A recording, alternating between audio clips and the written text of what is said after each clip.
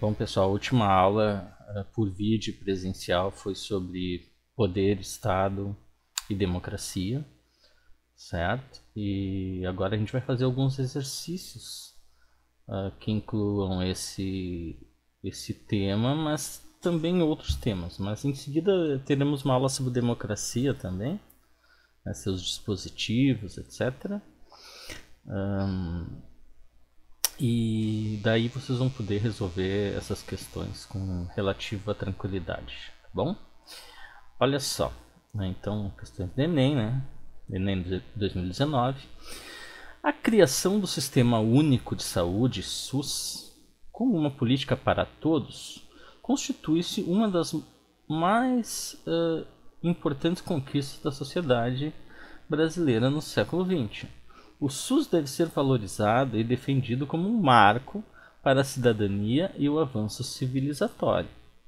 A democracia envolve um modelo de Estado no qual políticas protegem os cidadãos e reduzem as desigualdades. O SUS é uma diretriz que fortalece a cidadania e contribui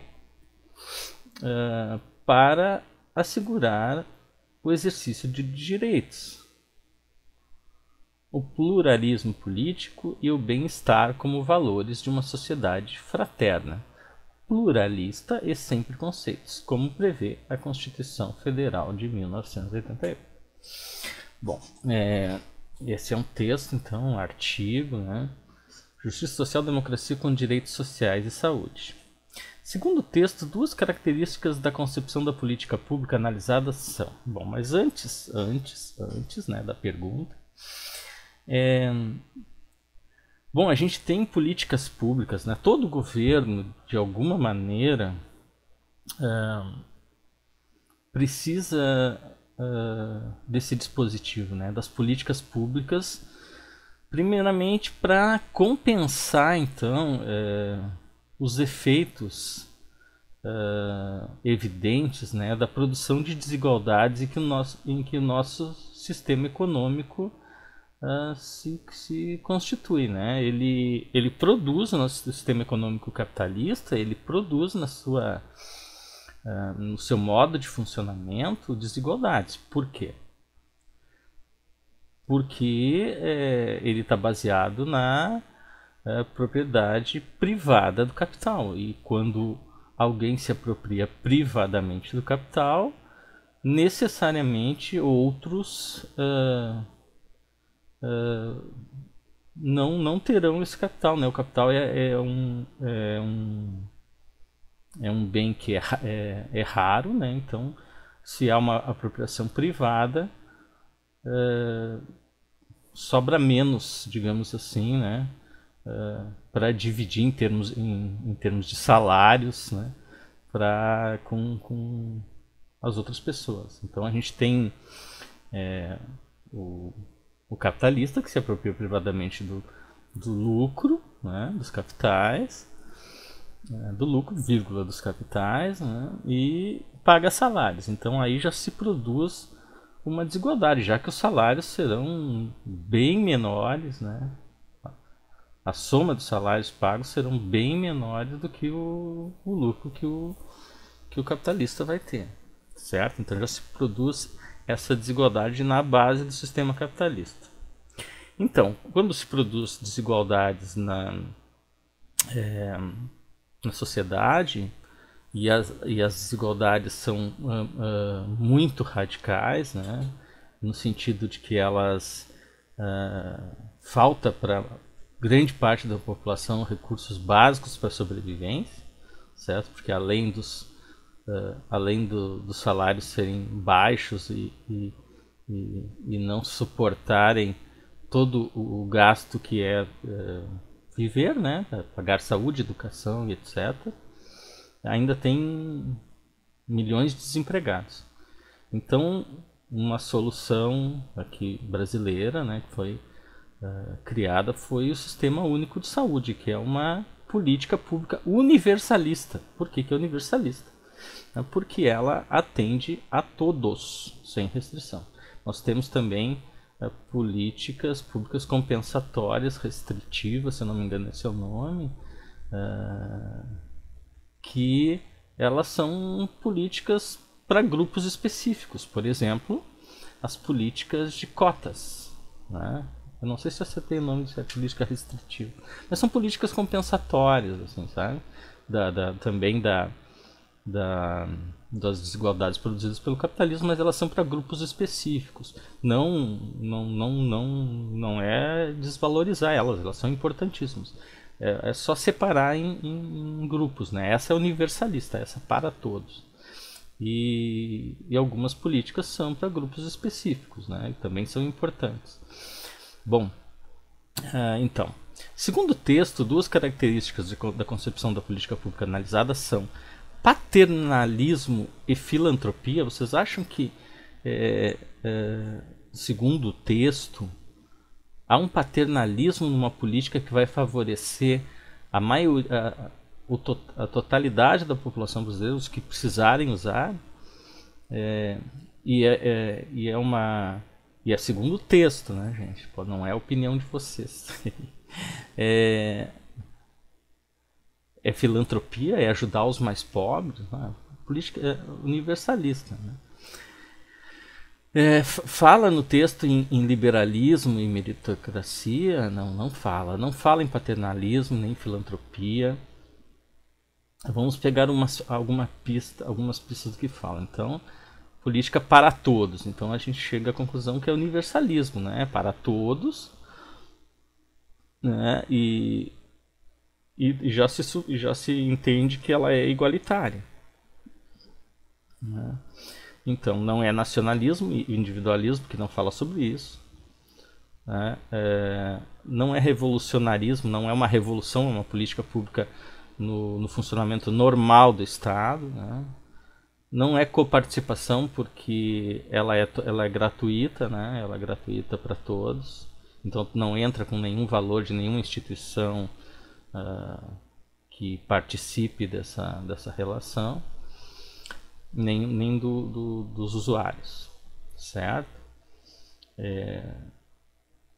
Não é individualista, porque nem perto disso, né? Se é para todos, não é para indivíduos específicos. E não tem a ver também com nacionalismo, não fala sobre isso. Liberalismo e meritocracia, muito menos, né? Então é universalismo e igualitarismo. Beleza? Próximo, então.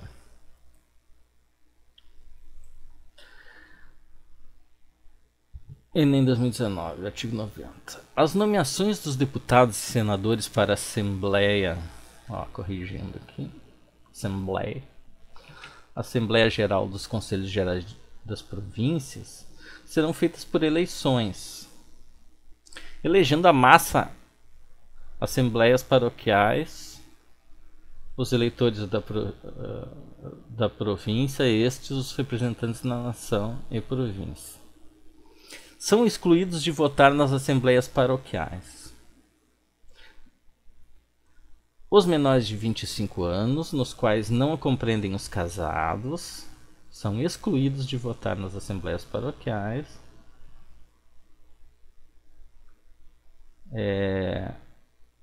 Os menores de 25 anos, nos quais se não compreendem os casados, os oficiais militares que forem maiores de 21 anos, os bacharéis formados e os clérigos de ordens sacras. Os clérigos são, né, os padres, né? Os filhos das famílias que estiverem em companhia de seus pais, salvo se servirem a ofícios públicos.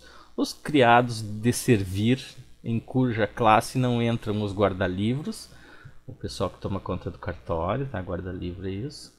E primeiros caixeiros das casas de comércio, os vendedores, né? Os criados da casa imperial que não forem de galão branco e os administradores das fazendas rurais e fábricas. Bom, né, já deu para entender, né? Os criados da casa imperial que não forem de galão branco, ou seja, os negros não são proibidos de votar. E os administradores das fazendas rurais e fábricas. Os religiosos e quaisquer que vivam em comunidade claustral, ou seja, que é no claustro, fechadas, né? Fechadas sem contato mínimo com o exterior. Os que não tiverem de renda líquida anual 100 mil réis por bens de raiz ou emprego Brasil. Bom, então os que são excluídos de votar nas assembleias paroquiais, olha o quinto ali. Os que não tiverem de renda líquida anual 100 mil reais, por bens de raiz ou emprego. Né, por bens recebendo como dos pais, né, ou o emprego. Constituição de 1824, certo? Disponível em www.planaltogov.br, acesso em 4 de abril de 2015, adaptado. De acordo com os artigos do dispositivo legal apresentado, o sistema eleitoral instituído no início do Império marcado pelo ou pela representação popular e sigilo individual. Vocês acham que tem representação popular nisso? Exclui muito, né? Não parece, né? Voto indireto e perfil censitário. Olha, o que é um perfil censitário?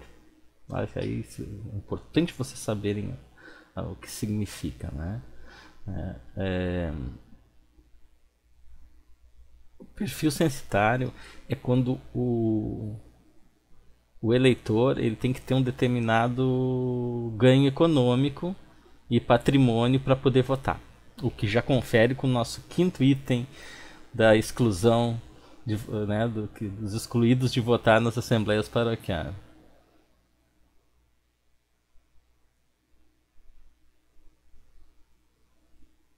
Certo? Então, é liberdade pública e abertura política? Não, né? Um monte de gente não vota. Ética partidária e supervisão estatal, não fala nada disso. Caráter liberal e sistema parlamentar, não fala muito menos. Então ali, voto indireto e perfil censitário, né? Só o perfil censitário já responde. Né? Aqui, as nomeações dos deputados e senadores para a Assembleia Geral dos Conselhos Gerais de Província serão feitas por eleições, elegendo a massa assembleias paroquiais. Tá estranho esse a massa aqui, depois eu vejo. Eu vejo para vocês se tem alguma coisa de errado nisso. Mas aqui a gente já responderia, né? É voto indireto porque tu vota nos representantes aqui. Província, tá?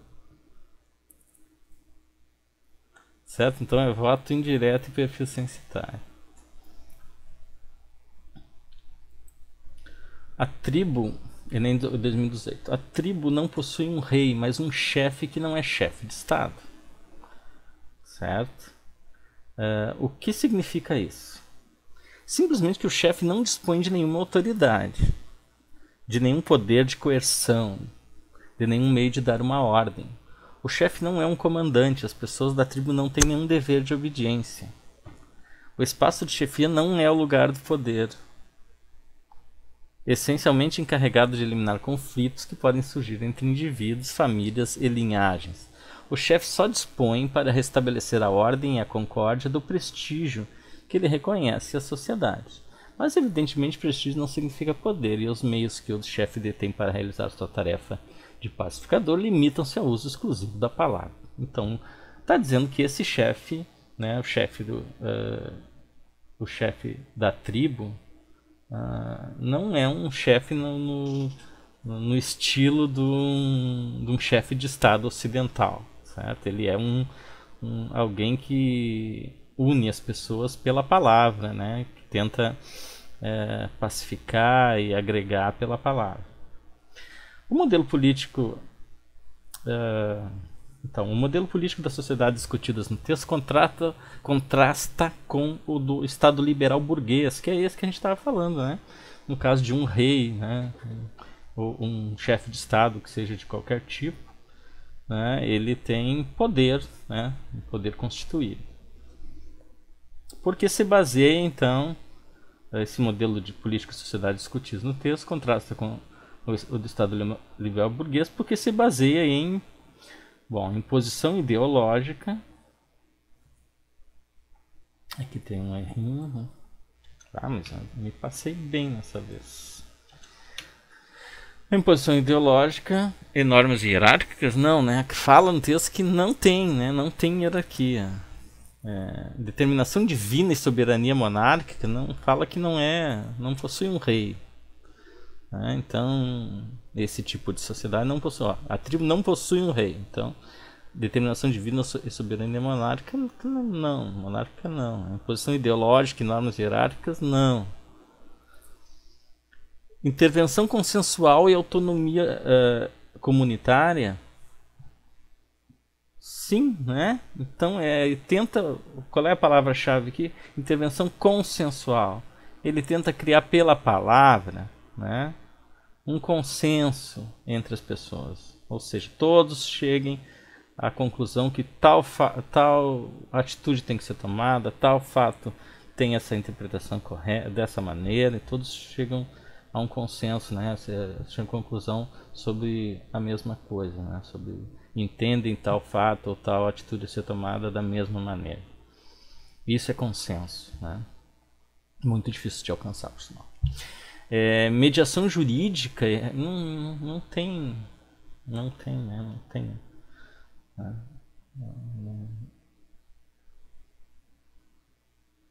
Não é um lugar de poder, então não há essa estrutura toda de mediação jurídica.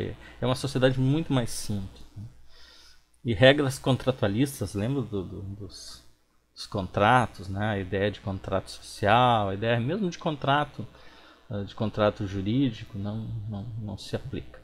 Gestão coletiva e obrigações tributárias. Uma sociedade simples dessa não tem obrigações tributárias e nem é uma gestão, né? Certo? Então, intervenção. Olha, hoje eu não usei a minha setinha aqui. Intervenção consensual e autonomia comunitária.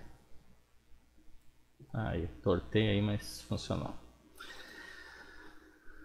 Bom, vamos para a quarta. Aqui. 2018. Um dos teóricos da democracia moderna, Hans Kelsen, considera elemento essencial da democracia real, não da democracia ideal, que não existe em lugar algum, o método da seleção dos líderes, ou seja, a eleição. Exemplar nesse sentido é a afirmação de um juiz da Corte Suprema dos Estados Unidos, por ocasião de uma eleição de 1902. Parece até uma questão de história, né, gente? Mas a gente vai ver, é uma questão de ciências sociais, de sociologia, de política, né, de ciência política. A cabine eleitoral é o templo das instituições americanas, né? Esse é o texto do juiz da Suprema Corte dos Estados Unidos. A cabine eleitoral é o templo das instituições americanas, onde cada um de nós é um sacerdote, ao qual é confiada a guarda da Arca da Aliança, e a cada um oficia guarda da Arca da Aliança, e a cada um oficia do seu próprio altar. Cada um oficia. Essa palavra.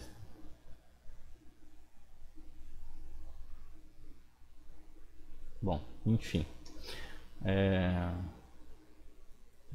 Inclusive aqui também falta uma aspas. Bom, o que podemos entender então?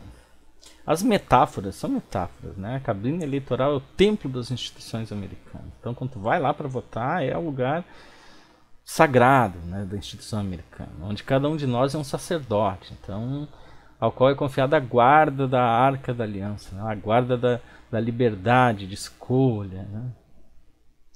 E cada um oficia o seu próprio altar, né? Deve ser isso, oficia o seu próprio altar. Então, cada um vai escolher, né? Cada um vai considerar esse momento como um momento sagrado. Bom, as metáforas utilizadas no texto referem-se a uma concepção de democracia fundamentada na justificação teísta do direito, um direito natural dos homens, o direito natural dos homens em que Deus é que tem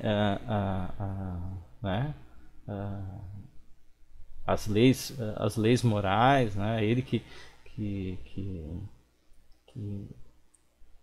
tem a proposta das leis morais, que tem a verdade das leis morais, né? E das leis de uso na sociedade, a partir da ideia de Deus e das regras atribuídas a ele. Não, né? Não é isso que está falando. rigidez da hierarquia de classe, nem fala em classe, né? Nem fala em hierarquia, nem em classe. ênfase formalista na administração, não fala. Formalismo na administração é a ideia de valorização extrema das normas e dos ritos dentro de uma administração pública, mas não se trata disso. Protagonismo do executivo no poder, mas nem fala em executivo, né? Só fala em método de seleção de líderes ou eleição. Centralidade do indivíduo na sociedade. Sim, centralidade do indivíduo na sociedade, né, gente? Por quê, né?